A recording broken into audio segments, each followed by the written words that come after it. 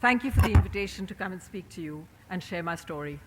I'm both humbled and energized to be surrounded by so many women whose many achievements represent a tsunami of progress. When I was 16, a day after my school, when I came home, my father took me aside and sat me down. He held my hand and said, "I'm truly sorry." I was confused. What was he sorry about? What was he talking about? He said, "I'm sorry for the world that I'm leaving behind for you."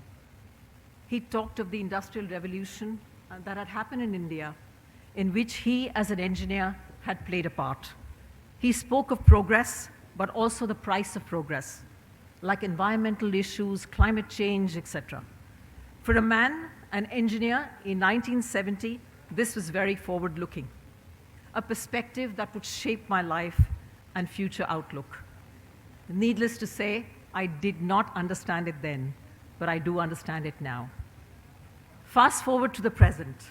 It wasn't so long ago that we still had to argue about women and men having equal treatment at workplace. We don't have to do that anymore. It's obvious that we absolutely must have equality. A lack of equality between men and women in 2018 seems absolutely preposterous. The standard is clear. What is less clear is how we uphold that standard and make sure it's a reality. As a chief HR officer of a large multinational, the immediate solution is something I drive every day. Moving to genuine equality at workplace needs a systematic, concrete, and a long-term plan. That plan needs distinct interim steps with clear targets to break through the obstacles for a better, more equal future. And one of the first barriers is unconscious bias. Here's where it gets all tricky. All of us have at least some unconscious bias. Our background, personal experiences, societal stereotypes, and cultural context have an impact on our decisions and actions without us realizing it. That is a real issue. So what is the remedy? Awareness is a start. But to really address this topic, we will need a combination of revolution and evolution. When a woman achieves something that no other woman has achieved before, we must visibly cheer for the revolution that it represents. We should champion the women at the top because they have proven it's possible to make it there.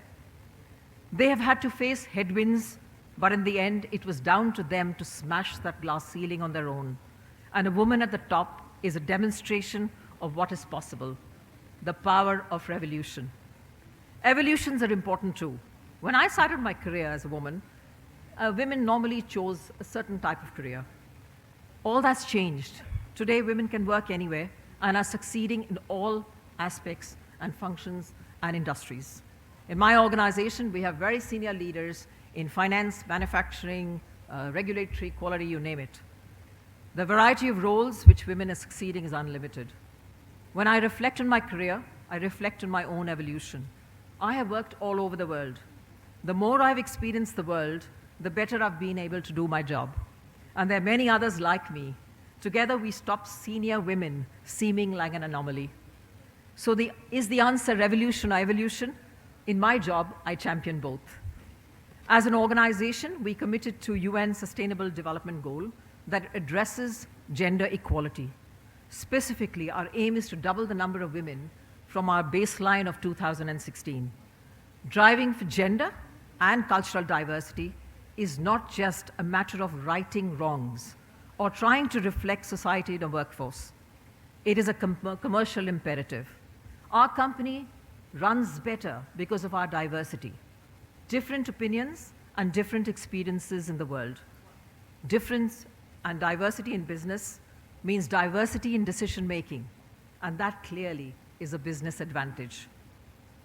As I look to the future, there are three things that I would like to accomplish and continue with that journey. One, we must get better at gender balance at all levels and equal pay. Two, we must improve the work-life balance for all our workers, and particularly women, so they are not torn between home and the demands of work. Three, we must nurture women's careers and make sure they progress in the way women themselves want to. We must not leave anyone to smash the glass ceiling on their own anymore. As a forward-thinking company, we have made commitments to change, and we will deliver on those commitments. Championing the role of women in society is something we take very seriously. We're putting that approach in India too. And yet, we look at India, we must recognize that it is a land of paradox. We have a health system that's world-class, and yet 250 million citizens still defecate in the open. India is a programming hotbed and one of the biggest cyber centers of the world, and yet at least 75% of our population do not have internet access. The Hindu religion has gods and goddesses that are in perfect gender balance. And yet, every day, sexism is rife in the country, and dreadful crimes of violence are committed daily against women. India's progress has been extraordinary, but too many people have been left behind. And we cannot leave unchecked the troubling trend and the continued decline of the number of girls for every 1,000 boys, which stands at an all-time low of 918. This is an alarming indicator for women's disempowerment. It reflects both pre-birth discrimination, manifested through gender-biased sex selection, and post-birth discrimination against girls. Our Prime Minister's clarion call for Beti Bachao, Beti Padhao addresses the declining child-sex ratio and related issues of empowerment of women on a life cycle continuum. The scheme is now available to 640 districts of the country. Let us celebrate the birth of a girl child, says our Prime Minister. And if each one of us can actually do it from within, that's truly transformational. While women who already have some power are gaining more, too few women still have no power at all. These are challenges that we must meet together in a multitude of approaches.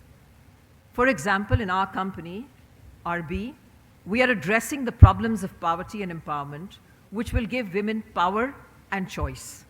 We're launching malnutrition and anti-stunting in 1,000 villages in Maharashtra. We're building toilet facilities with the help of government in 13 districts, and we will be doing more. Banega Swachh India campaign and HOPE programs are also retraining of manual scavengers so that they're skilled to do other things are initiatives that our company is taking. These programs aimed at children and men will improve the quality of women's lives. The good news is each one of us as individuals can make a positive change for diversity. I look at my role, I look at my parents' role and their inspiration. They were a powerful example to me. I think that's a large part, like Renu said, that made me feel that I could really succeed, have the courage and resilience to be where I am. Young women in India now grow up with many more role models than I ever had. It's a new land of opportunity for women, but it will only reach its full potential if we act as members of a new kind of family. A family in which fathers and mothers do not treat daughters differently from their sons, where grandmothers no longer favor the boys or let them off the hook for doing and completing chores.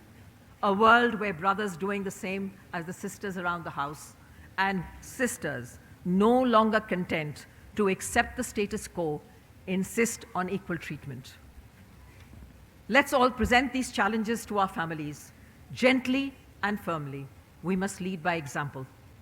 I have seen the most amazing changes in this country since my childhood. And if we all change, just in small ways, as family members, as co-workers, and as citizens, the changes to the lives and fortunes of women will see a dramatic change for the better as all the other changes in India.